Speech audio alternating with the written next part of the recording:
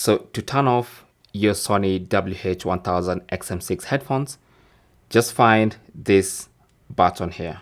Okay, so this button is on the left ear cup. Okay, so there's going to be this button here, and that's what you need to do. So you press and hold for 2 to 3 seconds. So just press and hold. In fact, if you're wearing the headphones, you'll actually hear it say power off. Okay, so you can see there are no lights on the headphones, and even the app has disconnected.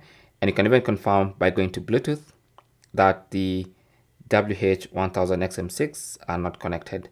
And that tells you they have successfully been turned off.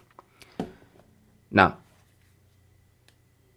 if I turn them back on, I can show you a different way of turning them off. So you can see they're on and connected. So I'm gonna go to the Sound Connect app on my phone. Okay, and you can see the headphones are here and connected, but there's also another power button here. So if I tap on that, you can see it will prompt me to turn power of the audio device off. So I'll just tap OK, and that's going to switch off the headphones.